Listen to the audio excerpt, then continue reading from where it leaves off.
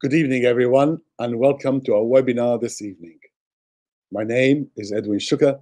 I'm Vice President of the Board of Deputies of British Jews, Chair of Communities, Education and Interfaith Division. The Board of Deputies work with synagogues and communal organizations from across the country to represent their needs and interests for the betterment of British Jewry. This evening, we will be hearing from key individuals working in the community to make it a more accessible place for disability people. From a rabbi running services for people with learning disabilities to a service user who's excited to be able to share her personal experiences. We hope this evening will shine a light on the inspiring work happening and will encourage other people to embrace the values of equality for all those organizations embody. The Board of Deputies has hosted a series of webinars to bring important conversations to the community, and we are delighted to be joined by people from around the country this evening.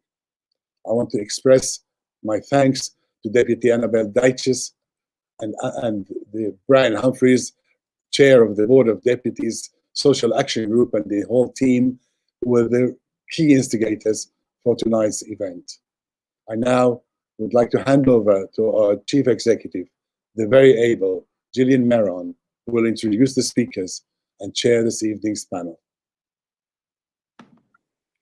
Thank you very much, Edwin. Thank you for your warm welcome to us all, including everyone who's joined us this evening in the audience. I'm Gillian Merron. I'm Chief Executive of the Board of Deputies of British Jews, and I'm absolutely delighted to be chairing this panel this evening.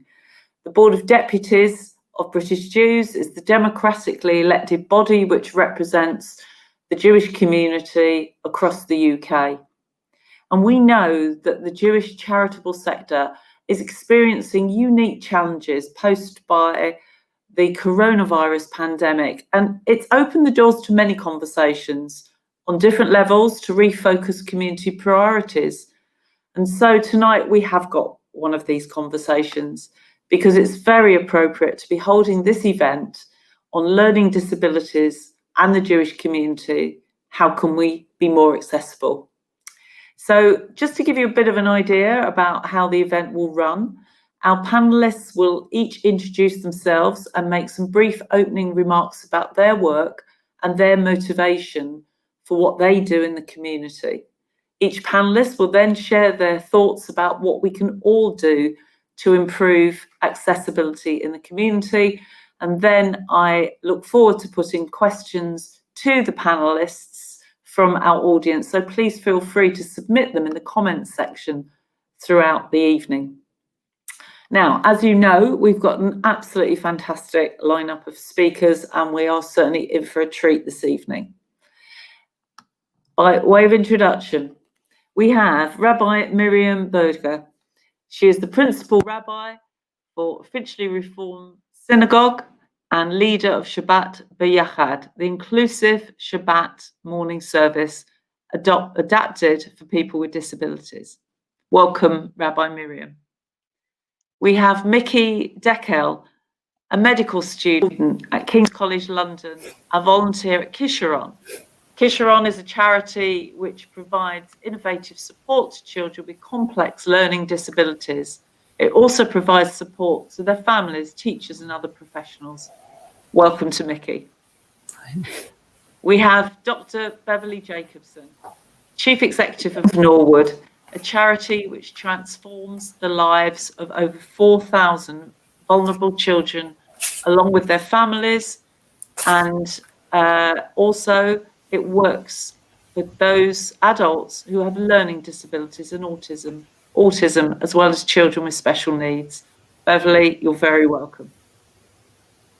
Delighted to welcome Hannah Mendell, who is a member of the Manchester Friendship Circle, a group enriching the lives of Jewish children and adults with physical and learning disabilities through fully integrated social and recreational experiences.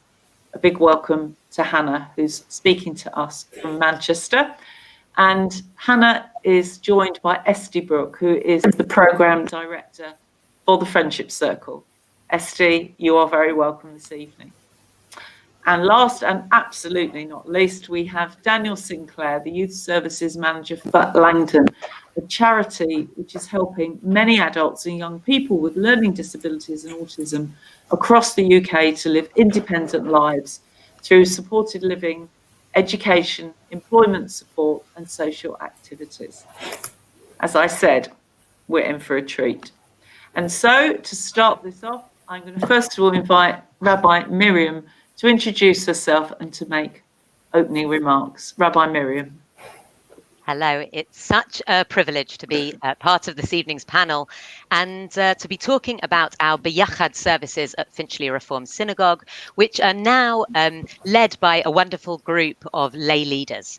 But it was a few years ago that we realized that there were a couple of young adults in our community who'd grown up in the synagogue and were still accessing our children's services. That wasn't a problem. They were completely welcome in our children's services, but we realized that they were accessible for them, but that doesn't mean that they were inclusive. They weren't aimed at them. They simply weren't able to take the next steps on their Jewish journeys because they weren't able to access the teenage provision or adult provision. And we realized we needed to create a service for them with their needs at its heart. So we set up those services, our B'Yachad services, to directly reach out to create an environment in which adults with learning difficulties could find a space to access prayer in the way that was important and meaningful for them. We realized that it wasn't just a case of needing to set up the service for them and to be able to make them feel safe and welcome in that environment. That the B'Yachad services would only have truly worked in the community if we'd managed to change the culture of the community. And we know that it's different for kids like Ben, who had grown up in the service, in coming to Finchley, that we knew him. The community didn't mind when he heckled in services, as we call it, because we know that that's how he interacts, that's how he works. But it was amazing. The Yom Kippur before last, when we had just finished our B'Yachad service in one room, that a lady called Jackie, who's one of our regular attendees, asked me if she could come into our main service with me. So she accompanied me back into the main space at Finchley Reform and immediately saw the bima and made her way on her own up to the bima where the main service was being led. I have to say, I took an intake of breath. I was worried about how the community would respond. But Jackie had become a regular at FRS because of our B'Yachad services. And as she stood on the bima in the most formal service on the most formal day of the year and danced as the choir sung, and I looked at my community and saw simply a love for her and an appreciation that this was her moment of being able to daven on Yom Kippur, that she was taking on the spirit of Yom Kippur through the music. I realized that actually it wasn't just about setting up the B'Yachad service and a place where people could come and feel that they were in an environment that was tailor-made for them and welcoming for them. It was actually that changed the whole attitude of the community, that it was an expectation that we understood that people access services, spirituality, Judaism differently, and that we needed to make space for people in all sorts of ways in communal life. So I've got a short video to show you that explains B'Yachad in a way that's far better with visuals than I could with words. So I'm going to share that with you now.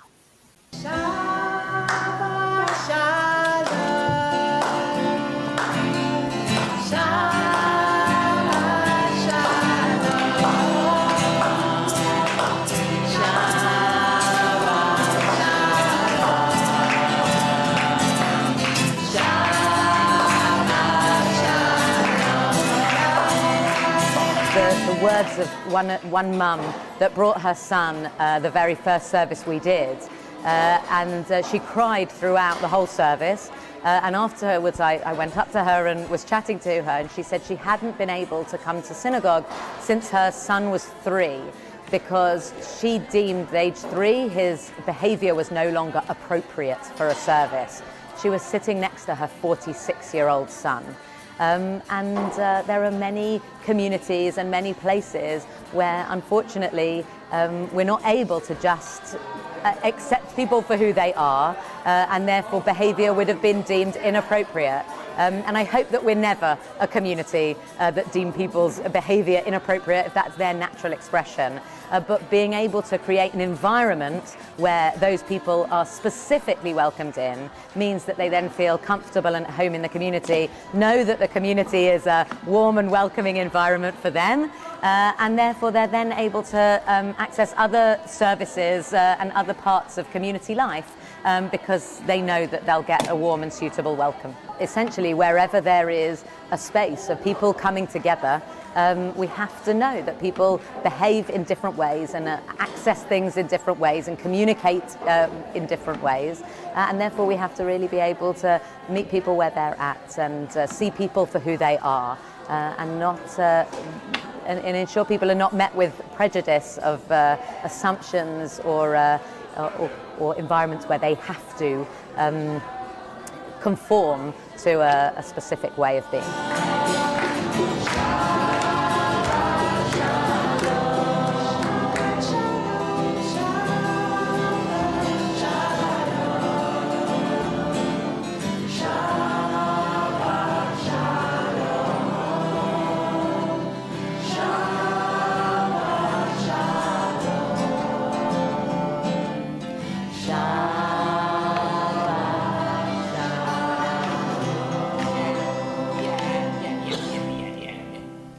Shabbat Shalom.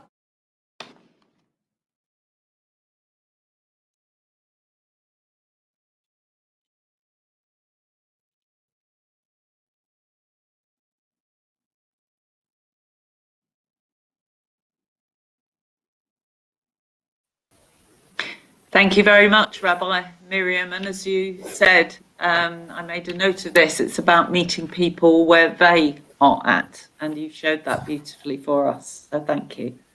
I'm now going to invite Mickey to speak. To remind everyone, Mickey Dekel, of course, is from Kisharon. Over to you, Mickey. Thank you, Gillian. So I volunteer for Kisharon. I started first volunteering just over 2 years ago. I'll very honestly admit I sort of just the reason behind going to volunteer for Kisharon was just like, you know, people do this in the community, they volunteer and contribute. And it started as a very simple thing. And I set up a tennis program, also being a part-time tennis coach. I set up a once-a-week program for the kids at the Kisharon Day School to play and learn a bit of tennis. And I think I'd have a lot to say about my experiences, but in only a few minutes. The benefit, and for me and for the kids, of doing this volunteering with them, doing this tennis program, it's creating this opportunity for people with learning disabilities, for these kids with learning disabilities, is a really great thing.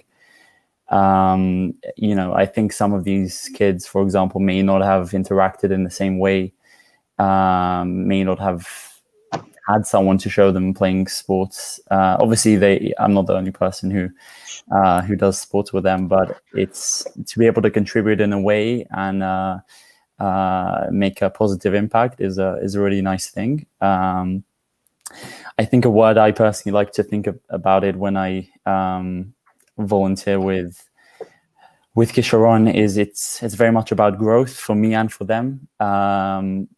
I'm helping them expand and get these opportunities of learning new skills. And I mean, it doesn't obviously have to be just in tennis. I think what we can do as a Jewish community that's very will be very positive, and for sure we're already doing it now, is using the skills and knowledge we know in our lives and sort of integrating that into getting people with learning disabilities who will have it a bit more difficult getting them integrated more into society. And obviously things like Rabbi Miriam that she's doing, and everyone else on this panel, and more people is very positive and great. And I've learned like simple skills of communication that maybe we take for granted when we speak between ourselves. When people without learning disabilities we speak, and then we take it for granted some things. For example, I was teaching a student for a little while a few years ago in tennis, and he wasn't able to serve. And when I learned to serve, so someone showed me how to throw the ball and hit the ball with a racket. For him, it was obviously quite a bit harder, and it took a lot of creativity and patience and imagination. And slowly you get him to serve, and you see the response as well. You see his excitement. He's like clapping his hands, and we get a lot of positive response. Also, when I've been working with Kisharon, and from parents and from the people in charge of the volunteering. And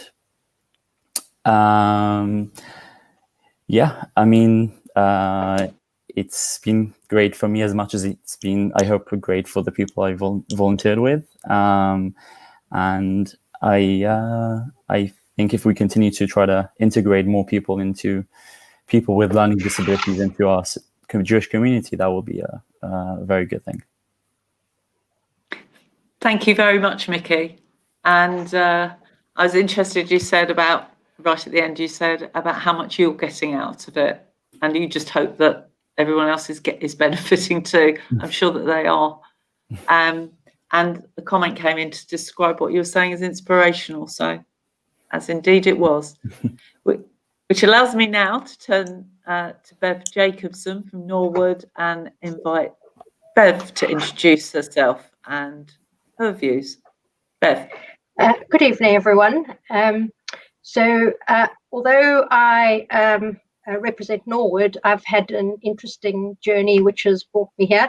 I started life as a medical doctor and a management consultant, and when my first daughter was born, she was actually born on Erev Yom Kippur and had a Group B strep meningitis and septicemia, and needed resuscitation within the first few hours of life and was on life support for 5 days. She sustained quite extensive brain injuries from that, and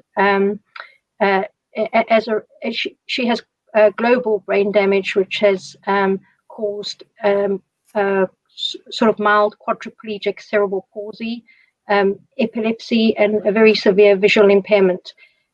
When this diagnosis was given to us when she was 8 months old, for the first little while, although she had a very traumatic birth, we kind of really wanted to believe that everything was going to be all right. And when at 8 months it was obvious it wasn't, she had an MRI, and that was the diagnosis that was given to us, as was the prognosis that the thought was that she wouldn't be able to ever interact with the world at all around her, and that was the life that we were told to expect. As you can hear, I'm not from England, I'm from South Africa, and we had moved here and had no support system around us, and my life completely fell apart. I'd grown up in a world where I had not seen disability before, and this was a complete new experience for me, and it was devastating. And somebody actually sent me to Norwood, and that was where I got support and started on the journey of healing and learning to come to terms with where I was at. And after that, my daughter became my greatest teacher. I realized that with the right support and the right attitude, anything can be achieved for children like my daughter.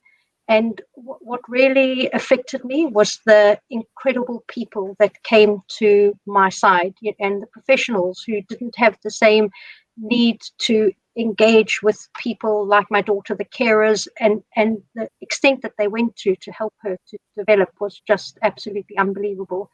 So when I reached a point that I was able to go back to work, which was a good 12 years later, I spent 12 years being a mother to Talia and to my other 3 children. I had to get into the world of special needs because I had learned the value of, I'd experienced the pain of being marginalized by society, but I'd also learned the value of what one can learn from special needs people, and what I learn every day from my daughter. I mean, the thing that is remarkable is her perseverance. She never ever gives up. You know, she was blind and had no balance, and took her till she was 7 to learn to walk. And every time she stood up, she fell over again. But the main thing was that she stood up again and tried again. And I've always had this belief: if she can do it, then how much more so can I do? And every single morning she still wakes up, and now she doesn't live at home anymore, but she still phones me and she sings the More I Need to me on the telephone. And I just, it's taught me gratitude. She is grateful. She says, "Thank you for giving me back my neshama, for letting me live another day." And that starts my every day with the most incredible inspiration. Norwood is a fantastic charity. Our vision is a community that works for everyone. And whilst that seems quite an obvious thing, it's not. For the people we're helping, they're always on the margins of society. And our job is to reach out to people with learning disabilities and autism, and families and children that are experiencing challenges, and enable them to have fulfilling lives. And the key to all of that is the connectiveness with the community and making those bridges for people. I think it's the challenges that we've experienced over lockdown have been very interesting ones, because they've highlighted the difficulty of social isolation. And I think that, but they've also given us opportunities through virtual means of reconnecting with people. But it's also put lots of questions out there about how do we as a society move on. And I'm sure we'll come to it later in the conversation. We will. Thank you, Bev, and thank you for sharing your own personal story and for describing your daughter as your greatest teacher. She clearly is. And I'd now like to invite Hannah. And Hannah, if you could unmute yourself. And Hannah, as we know, is a member of the Manchester Friendship Circle. So over to you, Hannah. Hi, my name is Hannah and I'm 29 years old. I'd like to tell you a little bit about who I am. I was born with partial deletion of chromosome 2, and I had a condition called Klippel-Trenaunay-Weber syndrome. I've had Purpose disease, which affects my hips, and I also have dyspraxia and learning difficulties. I went to mainstream school in St. Anne's until I was 13 years old. It was difficult for me to keep up with my peers, as I was often bullied. I then moved to Manchester with my mum and my younger sister, who is now 26 years old. Sadly, my dad passed away 8 years ago. My mum has always believed in me, and throughout my life, she has always encouraged me to try new things. Growing up, I was very shy and I didn't go out much. I wasn't what you would call your average teenager. I was scared of people judging me because I was different. I struggled to make friends and I had very low self-esteem. However, in 2008, when I was 18, I joined the Friendship Circle in Manchester, and my whole life completely changed for the better. I have made loads of friends within the community, and it has made a massive difference to my life. The Friendship Circle aim to help people of all abilities make friends and integrate. They also help to change perceptions, which in turn creates a community who are aware of being more accessible and inclusive. It is a safe place for me and my friends. We go out together as one big happy family with staff and volunteers. Whether we are wall climbing, creating art, having a heated discussion on current affairs, or on a night out in Manchester, we always enjoy ourselves and have a fantastic time. The packed calendar of activities and programs keep us busy, help us to learn new skills, and create more opportunities for us, all while enabling us to meet new people and make friends. The one-to-one buddy system is also an amazing way of creating long-lasting and real friendships. However, it's not just about having a good time. It's a place where nobody is judgmental. It's a safe place where we can be comfortable in our own skin and celebrate who we are as individuals. Because of this, I have gained so much confidence in myself, and I have overcome a lot of obstacles. I have come out bigger and stronger, and I don't let people intimidate me or bully me anymore just because of how I look. At the Friendship Circle, no one is judged because of their disability. Everyone is equal. I have really grown as a person. It has given me the ability to go out and do normal, everyday things without worrying what other people think of me. It really gets the message across that just because we have a wide range of disabilities and special needs, it doesn't mean we can't do things like everybody else. It might just take us a little bit longer. Thank you for listening. Hannah, thank you. And thank you for being so open with us, and we could all hear your zeal for the friendship group, which clearly has changed your life, and that's wonderful to hear. So thank you. And with that, I'll turn to Esty, who's also from the Friendship Circle. Esty. Hi, my name is Esty Brooke. I'm the Programme Director at the Friendship Circle. I am here with Hannah. Hannah's my spokesperson for today. I'm just going to tell you really briefly a little bit more about the Friendship Circle. So we've been running in Manchester for 12 years now. We realised that there was a gap in the community for people with disabilities to integrate and to make friends and to have social opportunities. So we've evolved over time, but we've always kept our core aims, and that is helping people integrate and make friends in the community, and also changing perceptions towards disabilities. So we have around 130 members and 100 volunteers, and together we're really just one big happy family. We help our members gain skills, gain confidence, and lead a more fulfilling lifestyle through our calendar of activities that Hannah's told you about, buddy system, community integration programs, and also advocacy. So together with our amazing vast network of volunteers, we've created that warm and inclusive and a loving community within a community that we support our members in so many ways. Over COVID, we've had to adapt really fast. The need for our support has become so much greater in a very considerable amount. And people have been obviously even more isolated than before. So we sprung to action, and in March, we changed all our activities to online. We have, with our volunteers, we would never be able to do anything without our incredible volunteers. We've got about 3 or 4 Zoom activities on every week.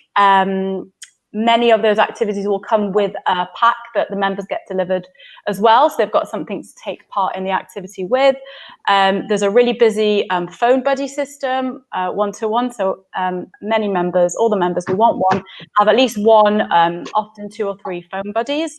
And we've supported our members in many different ways. And we've also done some other activities and ideas alongside all that. So the activity packs that our members receive also help them feel connected and help them realize that there's people out there who are looking out for them. So that's about where I'm coming from. And as I said, I'm going to be here supporting Hannah and answering any questions with Hannah. Thanks very much, Esther. And while you were talking, Hannah, I hope you saw the tons of cheering comments and appreciation for you. I feel quite inadequate sitting here, but I'm enjoying reading them. So, Daniel from Langdon, we're looking forward to hearing from you. Thank you, Gillian. So I'm Daniel from Langdon, and I run Langdon Brady Club. And we support young people with learning disabilities, autism, learning difficulties. So we have a club, and every week members come, they take part in fun and engaging activities. Activities include cooking, arts and crafts, music, and members come in and they have a chill time where they relax with each other, and then there's the structured activity. And through the activity, they learn new skills, they make friendships, they really grow in confidence. And these friendships, some of them outside the club, they haven't made friends before. Sometimes people come in and for the first time, they make friends. And it's just really heartwarming stuff. It's amazing to see people coming in, building social skills, building confidence. So many members I've seen come in and really develop and really grow. And it's just incredible to see how the work we're doing is really changing not only the members' lives, but also helping the parents of those members, of those young people. It can be obviously quite hard having a member, having a child with a learning disability, but to get that 2 hours in the evening where they can drop their child off, they know they're having a fun time, they know they're developing and growing, and they pick them up at the end of the evening, to have that 2 hours of relaxation as a parent is just a vital thing and something we all need. The members come, they have an amazing time, and it's really just a stimulating environment. Members not only take part in activities, but also we provide opportunities for social action. We recently ran our October half-term scheme where members decorated and packed bags for Save a Child's Heart. And those were distributed to Israel to people who are having major heart surgery. And we're getting photos with people with their bags that the members decorated and created in London. So it's just amazing to see that our members come in and they have an amazing time and they give back as well. They really enjoy giving back. And through our nurturing environment, we've had many members years, 2012, come right through the club from the very start, 2012, and now they're coming back to volunteer. So they're not only being part of the club, but they're now coming back as volunteers and helping the next generation on. So it's really, as I said, heartwarming stuff, and to give people who can be quite vulnerable, it can be quite difficult, especially in mainstream schools, to make friends, to give them an opportunity to come in and make friends and meet people similar to them, because some of the time people come in and they didn't know there's other people like them around. So it's really, I really enjoy it. I'm really passionate about it.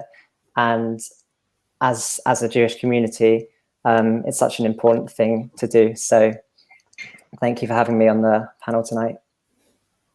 We're delighted, Daniel, not least of all because one of the comments that came in, I hope you saw it, described you as another brilliant legend. So that's an impressive comment to have. There you go. So many great people up on one Zoom. I agree with that. And I wanted to thank you all for your introductory comments, and now turn on to one of the questions that we've got. Same question for you all, which is, how can we become more accessible as a community? So I'm going to turn first of all to Bev on this one. How can we become more accessible? Well, the word accessible is an interesting one, because I think it's often people are very aware of creating accessibility, but accessibility isn't putting a slope where there's stairs, or making sure that there's a lift that caters for a disability. What we're after is really inclusion. I think Rabbi Berger said that in her opening remarks. It's about making people feel part of what you do. At Norwood, our new strapline is taking on life together. And it's that togetherness that makes all the difference. It's an attitude. So, the things that most people enjoy in life are going to work, at your leisure activities, at sport, at recreation, at your hobbies, at your interests. And how we can create that is by creating opportunities for people with learning disabilities to be able to access those on equal terms with other members of the community. That's really important. I think during lockdown, and I was kind of getting to this when I was talking about the challenges of coronavirus, when people started to talk about how members of society started feeling during lockdown, and this new norm that they were feeling, with this whole restriction, lack of connectivity with society, etc., is nothing new for people with learning disabilities. It's actually the normal that most people have grown up with. When you walk along a pavement and somebody comes towards you, and you step aside because you don't want to catch coronavirus, that's unfortunately sometimes the attitude that people with learning disabilities are reacted to when they're walking along a pavement. And so my fervent wish is that over this time, people have become more sensitized to what this means. And I hope that when this whole pandemic is over and all of us return to a normal life, that we all return to it together, as equals. And I think all the people in the room are doing the most incredible work, and it is making immeasurable difference to the people whose lives we're supporting. But it's how we all can change attitudes around us. And I think it's all about education. One of my earliest experiences was, and one of the reasons I got into special needs was taking my then youngest child of 5 to the park. And she was with a group of friends from school, and a group of older adults with learning disabilities arrived at the park at the same time as we were there. And the people got off the minibus and were behaving in ways that people with learning disabilities do. They were heckling, as Miriam said. And all the girls started laughing and pointing. And my daughter came and whispered in my ear that she didn't think her friends understood what disability meant. And I looked around and I thought to myself, she's 100% right. And I sat this little group of girls down, and I started to explain to them why people were doing what they were doing.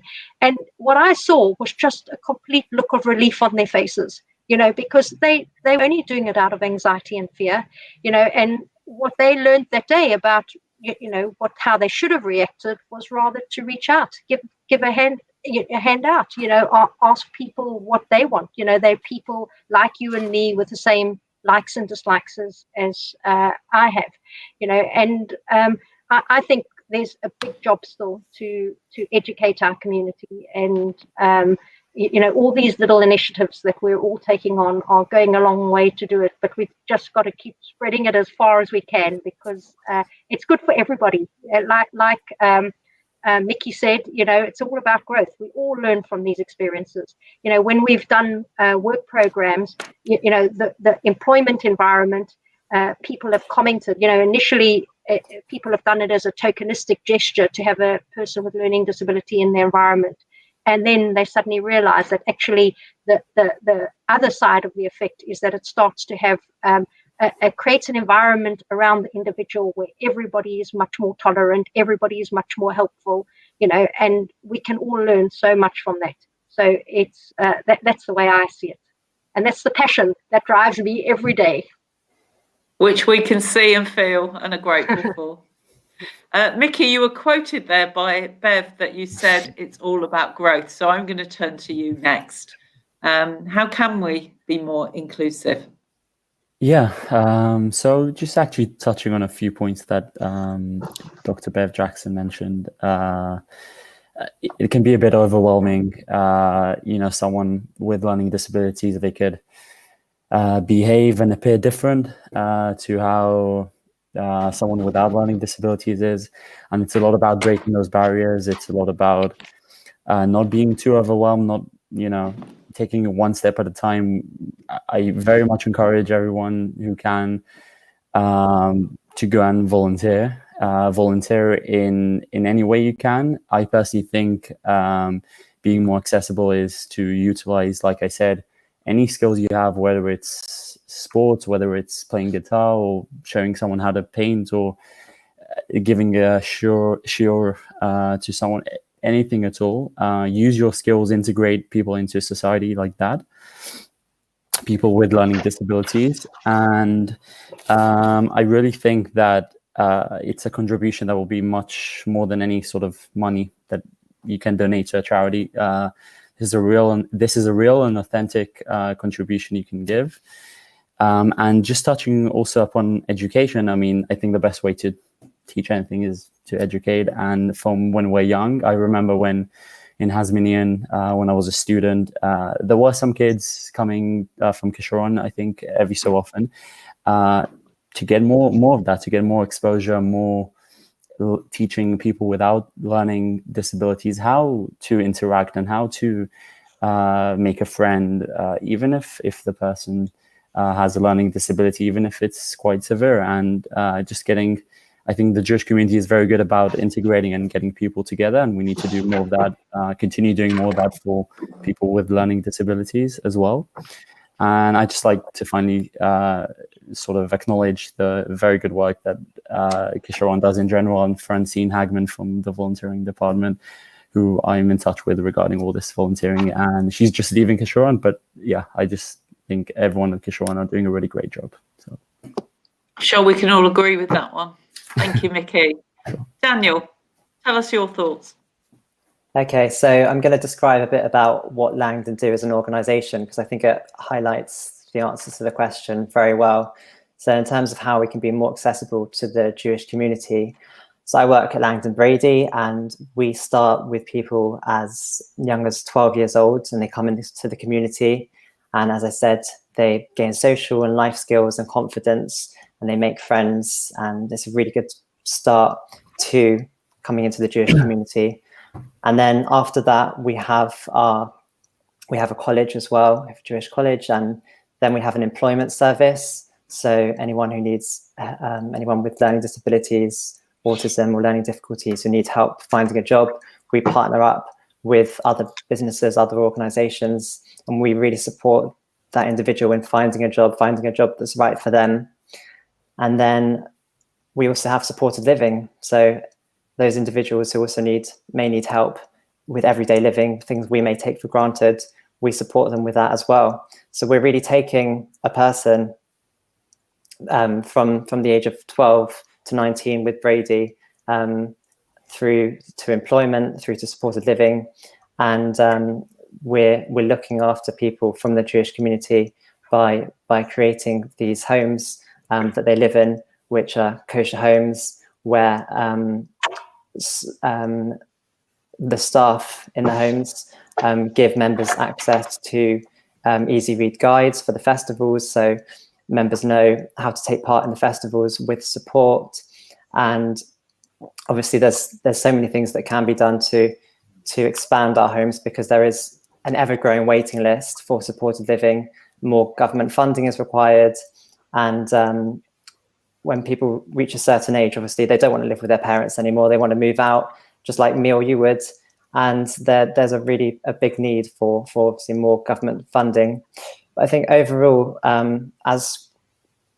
with increasing our services, what we found is that there's a growing need for our social club. For example, with Langdon Brady, we've done quite a bit of extensive market research, and we found that there's people who are younger who also need and require our service. So looking at expanding to also open up to individuals from the age of 9. So they come in from the age of 9 to 11, so setting up another 9 to 11 group, and then they'll come into the 12 to 19 group. So there's a lot of demand out there, and we're trying to create an environment where we can fulfill and help people who need the help. Thanks very much, Daniel, and for telling us a bit more in detail about what Langdon do and how they help our community to be more inclusive. Thanks. So I'm going to turn to Hannah now, if you could unmute yourself. Hannah, it'd be good to hear from you how you think that our Jewish community can include people more.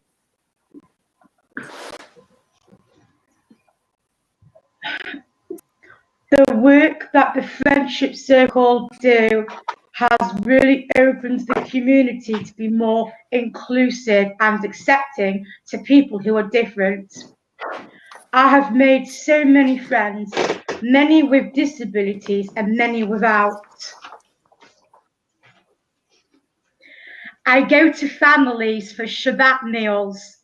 They make me feel so welcome and so included. The volunteers have just become the most amazing friends to me. I now see people I know wherever I go.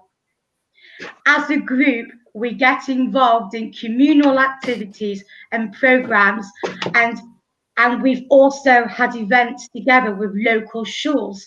This means that people have the opportunity to meet people with disabilities, and from that, they become more understanding and accepting. One of my favourite projects to get involved with is the school education project. I go into primary schools with the Friendship Circle, and I talk to the children about what it's like to have a disability and to help to change their perceptions. They have the opportunity to ask questions to me and some other members. We also do some art together, usually based on the topic of inclusion. The school education project really makes the children more aware of issues that we may face, and will ultimately create a more accepting community. We feel safer and more secure in the knowledge that we are not alone. We have all gained so much confidence in socializing among the wider community, and because of this, I am more confident explaining to people about my differences, and they accept me because of that. The whole period of COVID has been very difficult. Losing my job especially has put me in the position where I no longer have any daily routine or daily structure. It's been a very daunting experience for me not being able to go out or see my friends. It's been a really hard situation. However, the Friendship Circle have been absolutely fantastic and very supportive throughout the entire time, always keeping me updated on the virus and where we are up to. The Zoom activities have kept me very entertained and very busy, and I have very much so enjoyed having the opportunity to go online and see everyone's smiley, happy faces, and to see everyone get together even where times are tough. Our friendships have really pulled me through. My absolute favourite Zoom activity is the weekly art clubs. We receive an art pack that gets delivered to us on that day, and then we go online and do the project together. I have really enjoyed the chance to show more of my creativity in art, and it's really boosted my confidence during the lockdown period. I have had so much support, not only from my friendship circle phone buddies, but with regular supporting chats as well, that has kept me going. The friendship circle have been absolutely amazing, with always making sure that me and all of my friends have such great things to do to keep us busy. The activity packs that we have received during the lockdown period has been an absolute favourite for me personally, as it's really helped me to distract my mind off everything that has been going on. Without the support and the help of the friendship circle, I don't know where I would be now. Thank you for listening. Thanks again for that, Hannah. And you're absolutely right, how difficult that it's been to cope with the pandemic. And it is so good to hear the difference that the friendship circle has made. So thank you. Etsy, will you have anything to add to that? You're very welcome. Go ahead. Always got things to add. Good. So my belief is that by changing perceptions, we will then, an attitude really, will then enable to create a more accepting, inclusive and accessible community. Interesting to hear about Bev's experience with children in the park, because the schools project that Hannah mentioned came about because I had exactly the same experience. So my daughter invited one of the friendship circle members to her birthday party. My children were lucky enough to grow up amongst all the members coming into the house and coming to events. And her friends were really unsure how to handle, and didn't understand somebody with a disability. So from that, I discussed it with her, and she was quite young at the time. We decided that her friends need to learn and just to understand. They need the opportunity to understand. So that's when we started the schools program, and Hannah comes with us into the primary schools. And I feel that's an amazing way also to change perceptions. It may take a little bit longer to change the community, but then you've got children who are going home, telling their families, and it's a really positive experience for everyone involved, the members and of course for the children. So I think by giving people the opportunity to meet and to get to know people with disabilities, that will help. It helps change perceptions, which in turn will help us have a more accessible and inclusive community. Like Hannah mentioned, the Shores program really opens up people's horizons to meeting people with disabilities, and also learning. It teaches people to see the person first, not to see the disability, but to see what the person can achieve, as opposed to what they can't achieve. Once this is at the forefront of people's minds, they do start to just become more aware of the issues that people might face. Our volunteering program is something where our members will volunteer out in the community every month at least. So we do things for the homeless, we do interfaith volunteering, and people in the community will then see our members making a valued contribution to the community. One last point is online programming during COVID has shown us how even the friendship circle had a long way to go to become more accessible to people that couldn't get to our activities. And I feel that if schools, if community organizations can keep online programming as part of their community activities, they will become more inclusive for a lot of people that couldn't get to them otherwise. Thank you. Thanks, Etsy, for that. And let's now turn to Rabbi Miriam for your thoughts. I know you already talked about them in your introduction, but I'm sure you've got many thoughts on how we could become a much more inclusive community. Absolutely. And one of the wonderful ways that it's about to happen is that the fabulous organization JWeb have taken our Biyachad Siddur and have adapted it and are launching it to become available in all synagogues of all denominations across the country. And that gift of a tool to start things off, to make an assumption in communities that this is a Siddur that you will have people, no doubt, even if you don't know them, because you've left those members sort of in the darkness, in the shadows for so long, the fact that you're being given a gift of this tool to make services accessible and perhaps to create your own inclusive services is a fabulous gift. But I think what's really important is that nobody thinks that it's physical tools and programmatic answers that actually make a place feel inclusive. That when we listen to the beautiful ways that Hannah spoke, it was all about the relationships and all about how she was made to feel. And actually, it doesn't matter if you've got all of the wonderful books and tools at your disposal. It's actually about shifting that culture and making synagogues warm and welcoming, and helping a community to understand what their role is in being an inclusive environment for everybody.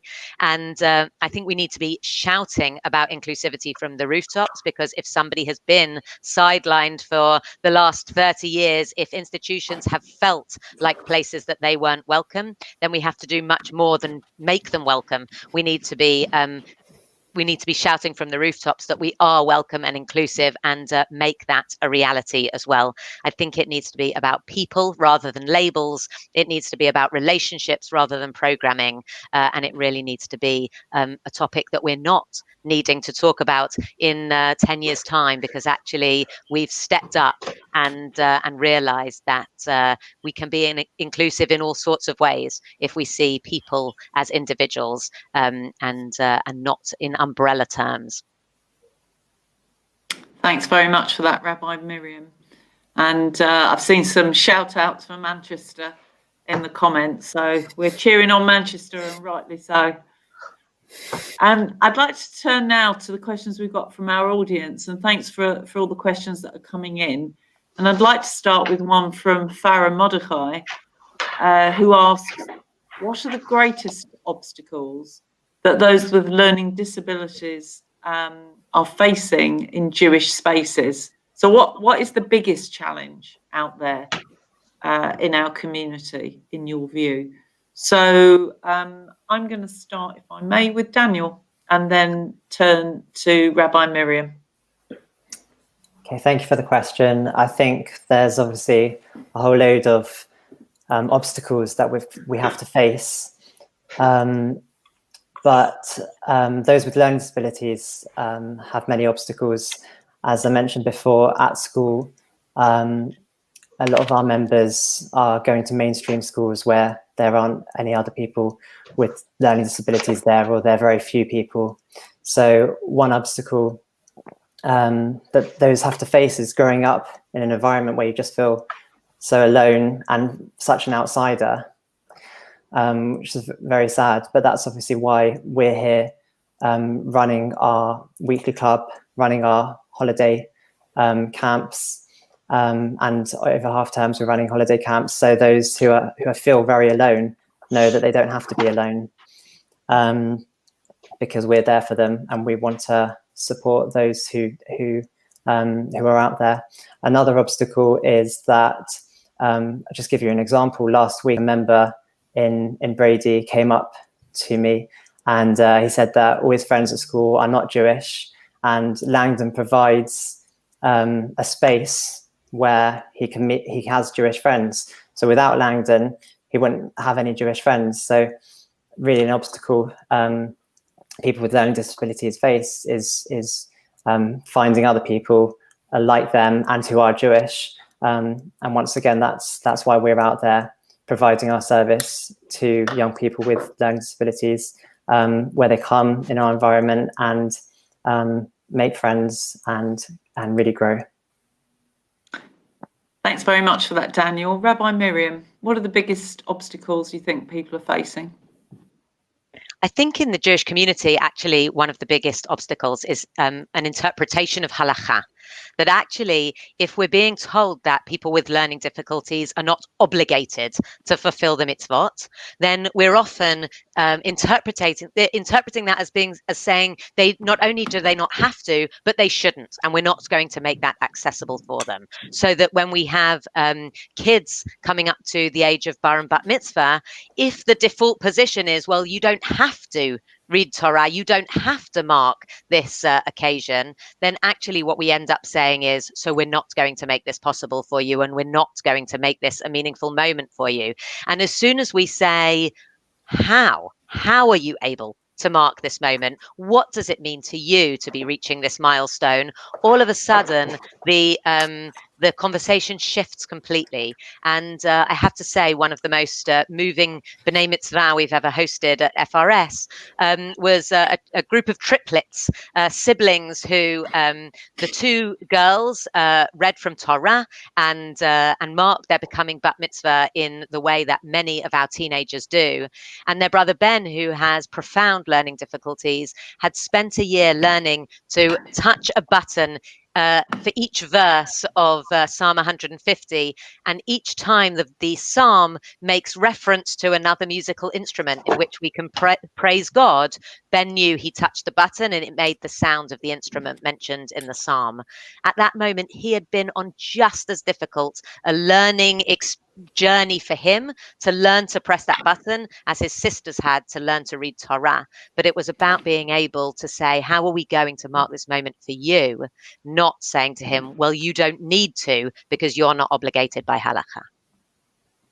Thank you very much for that. And I'm going to come now to Bev on this question, and then I'll come to Hannah about what are the biggest obstacles in our community. Bev. I don't think the obstacles are different in our community than they are in the general community. I think that there is an expectation that the Jewish community will be more loving and accepting than the outside world. And I think, sadly, that's not always true. I think a lot of institutions have a default way of working. Oftentimes, learning disabilities are very small in number, and the impetus to have to make adaptations to meet the people at the level they're coming in, there's just not enough motivation to do that. So again, it's about the understanding and changing the culture, and the reason why they are so low incidence is because I think that the small numbers that there are, many of those people are staying away from the institutions or communities or synagogues or wherever, just because they don't feel that they belong there or have had a negative experience in the past. So I think we've got to start at grassroots and change.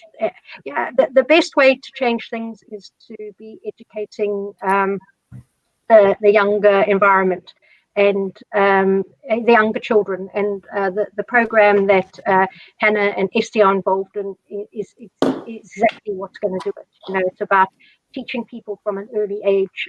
My own daughter went to a nursery school at 2, where she was the only disabled children amongst other 2-year-olds, and it was amazing when they used to come to story time. The other children used to scurry around and get her special chair and put it in the circle with them. You know, so without being taught, they had learned to reach out and understand other children's needs. And that's the only way it's going to work. So I think we've got to embed it in the education system. Thanks. And we will come to actually another question, Bev, which will allow you to elaborate more on that in a minute. But Hannah, if I can turn to you and ask you to unmute, what thoughts do you have about the biggest obstacles faced by those with learning disabilities in our community? So I'm speaking from the heart here about my personal experiences. For me, every day is an obstacle, not always knowing what's around me and what's going to happen. In the past, I've often had people making very nasty comments about me in public, people who don't know me, people who don't always understand that, yes, I am disabled, yes, I am different to other people. Instead of thinking before they speak. A lot of people in the past have been quite negative, and it's pretty much put me in a position in the past where I have not always known what to do, and I've felt very insecure and very unsafe, and I've felt very alone. But overcoming those barriers has really made me step up and realize, okay, in life, some people will be like that, where some people will be very negative and nasty, but then again, at the same time, some people will be very nice about it, and people will ask, always ask me questions rather than feeling like they can't always ask me. Yeah, thanks very much for that, Hannah. Very, very clearly put to us all. Etsy, if you'd like to add. I would just like to add, I mean, everything that Hannah says is really, Hannah's speaking for me here as well, but I believe that, and this is not just in the Jewish community, I believe that the biggest barriers that people with disabilities face is the boundaries and the barriers that we put on them ourselves. So us telling them they can't do things, or they are not able to do things, and that's the biggest barrier that there is. And I think with a bit more belief, and like Hannah said in her earlier bit, that it might just take them a little bit longer to do things, but everybody can achieve what they want to achieve. And it's we do try and at the Friendship Circle help people do things they may not have got the opportunity to do. So things like a fashion show and different sports and things like that.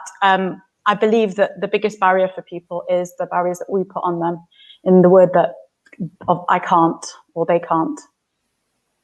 Thanks, Etsy. Mickey, obstacles? Yeah, I mean, definitely like the barriers, as a lot of us have been mentioning, need to be broken more. I think one of the great things about me doing volunteering and buddy systems like in the Friendship Circle is sort of as a medical student as well, when I go and speak to people in patients and then a doctor comes, it's a very different relationship. The same goes with volunteering versus a support worker. You have a sort of a softer, more personal approach. You could speak to them more as a friend when you're volunteering. And I mean, that's one way to get around some obstacles that maybe people with learning disabilities experience. Definitely also taking away labels. Of course, if someone has a severe learning disabilities, it's maybe important for the support worker to know how to help them. But when I, for example, speak with, do my volunteering or befriending now online because of coronavirus, I don't ask what the person has or whatnot. I try to speak to them as much as I can as a friend, and speak to them about anything you'd speak with anyone. So just trying to normalize everything and integrate it into normal lives as much as possible. Thanks very much, Mickey. And it's a good point to move to a question from Nina, and thanks for the question, Nina. And this is it. Thank you so much. That's to all the panel. What are the misconceptions and myths that we need to bust about learning difficulties? So I'm going to be turning first of all to Hannah, if you'd like to unmute.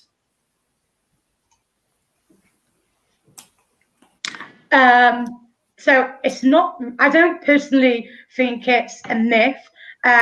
Personally, I think that being able to speak openly about having a learning disability or having learning difficulties is actually a very remarkable thing, because not only are you expressing your your background of what you've had to go through, but it makes people more aware as well of the struggles on a day-to-day basis that you personally have been through, and it really makes them open up their eyes and think, wow, you know, what can I do to help? Like, what can I do to give back?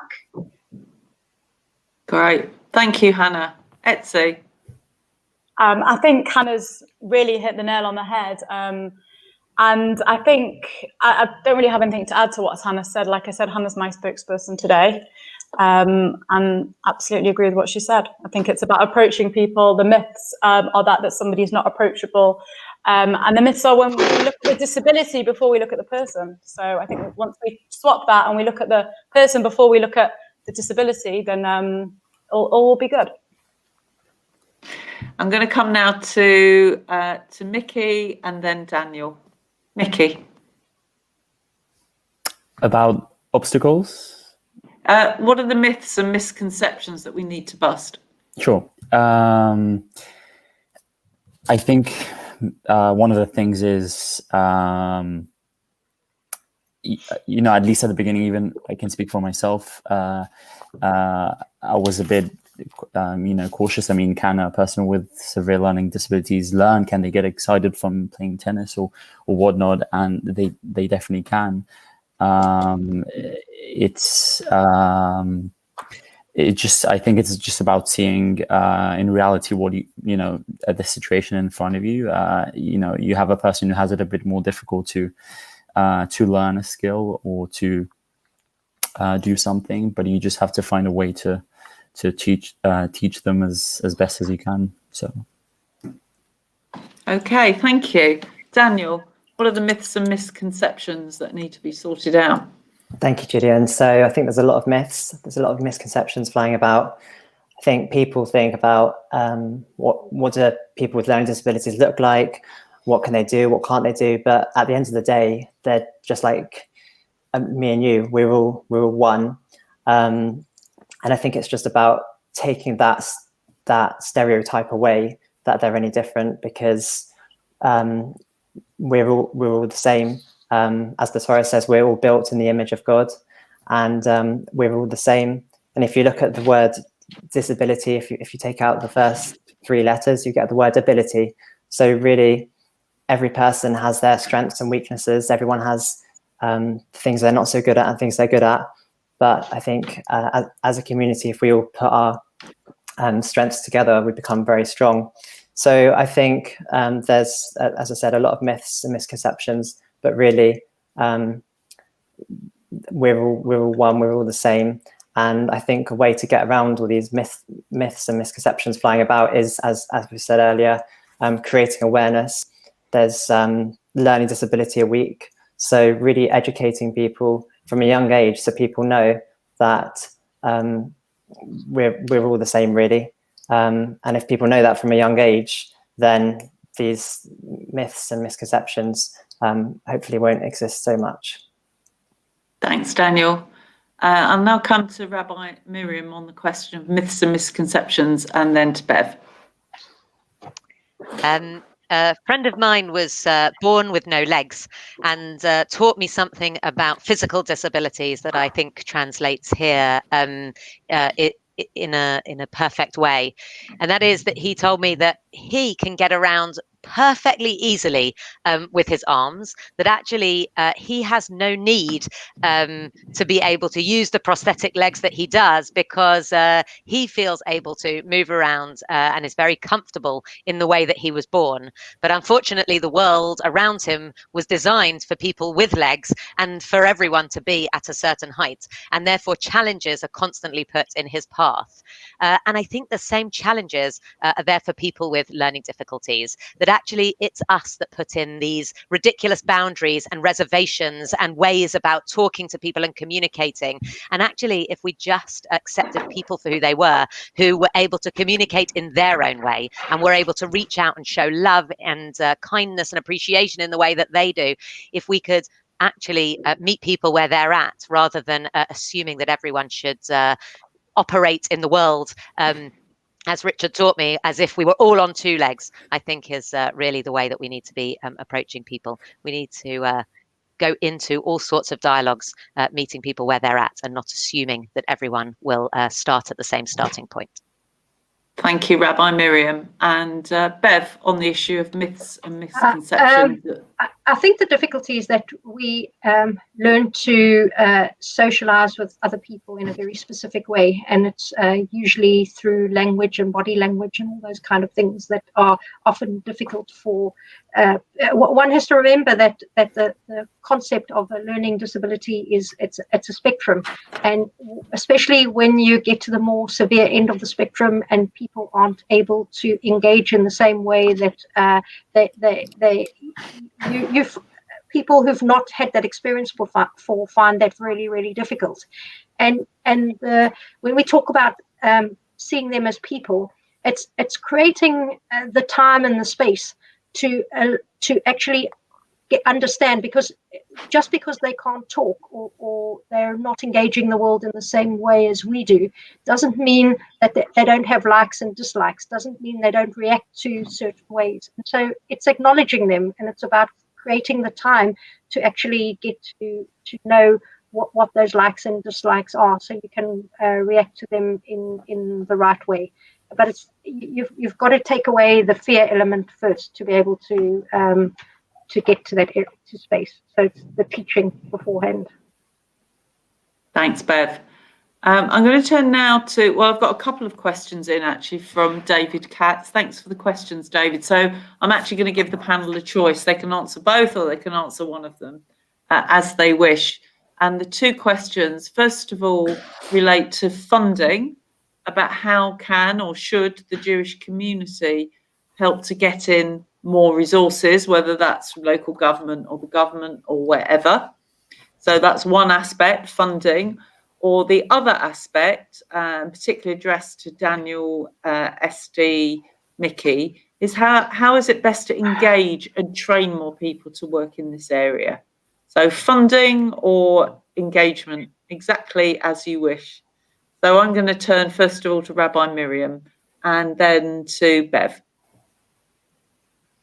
I would say that as you change a culture, you naturally do both of those things. That actually it doesn't cost a penny to be inclusive and inviting and think about different people's needs and everybody's needs when you're doing whatever it is that you're doing in all sorts of different walks of life and institutions. And yes, certain tools may be needed and other pieces that might involve some resources or more people and support workers and maybe you will then need volunteers that you'll need to train up. But actually, if you start with the point of, well, we don't have the resources or we don't have the funding or we don't have the volunteers, you'll only be building walls and giving yourself excuses as to why you can't achieve this. If you start with who are the people that we want to welcome in and how are we going to do that, the resources will follow and the volunteers will come rushing to be those people because you know, as the others have described so wonderfully, it's incredibly rewarding and it doesn't have to be done for altruistic reasons. There's definitely benefits on both sides. Thanks very much for that, Rabbi Miriam. Bev, any comments on funding and engagement of people? Yeah, I mean, I think it's unrealistic to think we're going to get any state funding, extra state funding coming in to help us resource these things. But I think a huge amount, I agree with Rabbi Miriam's both fundamentals. I'm a huge believer in the power of volunteering. And there's a fantastic charity called Circles of Support, and we saw it actually coming together in lockdown as well, where around an individual or around a particular home, volunteers came forward, and we sort of discussed with them what were the different talents, skill sets that they could bring to the individual or the home. And you create a group of people that can actually provide practical help on in a way that makes a real difference to the person's life. So a young person at school with technical skills that can come and solve the IT problems in the home, a person down the road who's an electrician who doesn't mind coming to change the light bulb when it breaks. And by doing this, you create those connections and you start to get that integration going. And people, the biggest training is through role modeling. When people see how others who know how to react to somebody are doing it, they easily learn and can be trained in that way on the job, so to speak. Thanks very much for that. And I'll come to Mickey and then Hannah next. So Mickey, any comments that you've got to make about should we get more funding in this area, and how do we engage and train people? Sure. So I'll answer about the latter, the engaging in the training. I think it's a lot about thinking outside the box, and in terms of working with people with learning disabilities, in schools, having enrichment courses, or, like you have, for example, I don't know, Duke of Edinburgh, for example, you could have, something that some sort of course. I'm sure there are some things that I'm probably not very aware of, but getting kids, if you have kids that like to play football, get them to play football once a week with people with other kids with learning disabilities, get them exposed from a young age and get them mixed together and be part of the Jewish community. And thank you very much, Mickey. Hannah, I'll turn to you. Any comments that you've got about funding or how we engage and train people to be involved? Hannah. Yes, I don't always feel that people are appreciative of the fundraising that we do. I also feel like a lot of the money that gets raised to very worthy causes, I don't always feel like people are appreciative that the money is going towards a charity that needs it. A lot of people quite often take advantage of the money and use it for various things that are not exactly like, what's the word I'm looking for? I can't remember the word that I was looking for. But I feel like people in general don't always understand the value of where funding comes from, and what fundraising does and what it means to us. From various friendship circle 10Ks that I have done myself in the past, I've raised a lot of money through that, and the money that I've raised has been amazing because that's gone back towards helping myself and my friends in the friendship circle with our daily activities to funding our social events. Thanks very much, Hannah. Yes, that money is crucial that you've been raising, so thank you for doing that. Etsy? I'll just talk about the volunteers that we have, and I'm only talking from the friendship circle experience. So we are ultimately facilitating friendships. So we're a team of 7 staff, but we have over 100 volunteers, and they're doing a lot of the work, most of the work for us. And we're recruiting volunteers, because I think the question was about recruiting people to be involved. We can put out adverts and go into schools to recruit, or whatever way we want. The best way of us really getting the most valuable volunteers is by exposure to the friendship circle. So perhaps one of our members have gone to a Shabbos meal, a host family. Somebody at that meal got to meet you know, some of our members and thought, I'd love to get involved, I want to volunteer.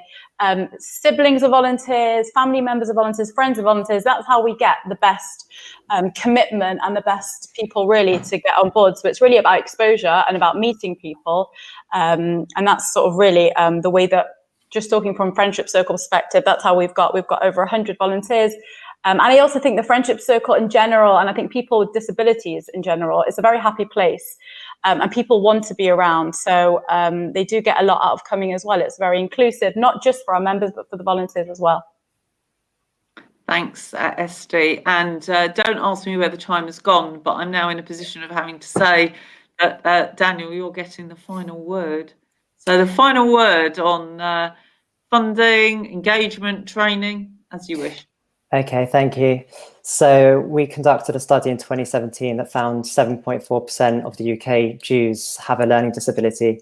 So there's a lot of people out there, and sadly there's a lot of people out there who haven't heard about the work Langdon are doing and the other amazing organisations on this panel are doing. So there's a lot of work to be done to engage. There's a lot of work to be done to work with schools, both Jewish and non-Jewish, to tell them about the services we offer, to help those individuals who may be suffering and need help, to support them.